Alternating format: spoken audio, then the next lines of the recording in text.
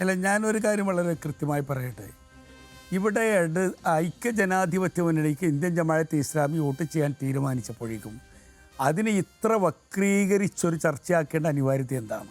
നിങ്ങൾ മനസ്സിലാക്കേണ്ടത് 996 ഏപ്രിൽ 22 തിങ്കളാഴ്ച തെരഞ്ഞെടുപ്പ് ശ്രദ്ധേയമായ 2 തീരുമാനങ്ങൾ എന്ന പേരിൽ ദേശാഭിമാനി എഴുതിയ മുഖപ്രസംഗത്തിൻ്റെ കോപ്പിയാണ് എൻ്റെ കയ്യിലുള്ളത്.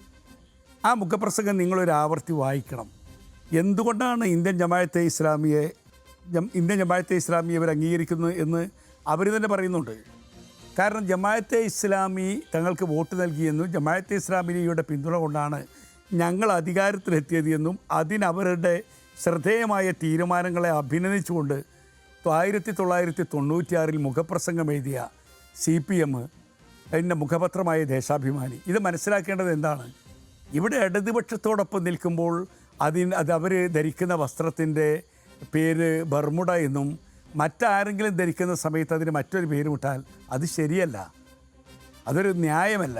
കാരണം ഇതൊക്കെ വളരെ കൃത്യമായ ചില കാഴ്ചപ്പാടുണ്ട് ചിലർക്കൊക്കെ, അത് ഞങ്ങൾക്ക് ബോധ്യമായിട്ടുണ്ട്. ഒരു കാര്യം വളരെ വ്യക്തമാണ്, എന്ത് ആരോപണങ്ങൾ കേരളത്തിൽ നടക്കേണ്ട വളരെ ശ്രദ്ധേയമായ ഒരുപാട് രാഷ്ട്രീയ ചർച്ചകൾ ഇവിടെ നടക്കേണ്ട, മലപ്പുറത്ത് തെരഞ്ഞെടുപ്പ് നടക്കുമ്പോൾ മലപ്പുറത്ത് നടക്കേണ്ട ചില ചർച്ചകളുണ്ട്.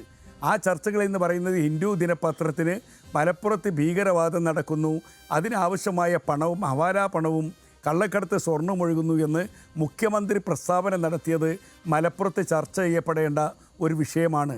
അത് വിഷയമാകേണ്ടതായിരുന്നു.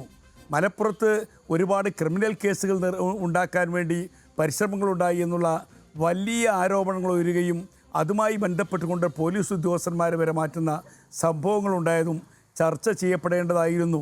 അതുപോലെ തന്നെ ഈ നാട്ടിൽ നടക്കുന്ന വികസന പ്രവർത്തനങ്ങൾക്ക് വരുന്ന തകർച്ച, നിർമ്മാണ പ്രവർത്തനങ്ങൾ നടന്നുകൊണ്ടിരിക്കെ ദേശീയപാത തകർന്നതുവരെ അതുമായി ബന്ധപ്പെട്ടുള്ള ആരോപണങ്ങൾ ഈ തെരഞ്ഞെടുപ്പിൽ ചർച്ചയാകും. അതവർക്കറിയാം.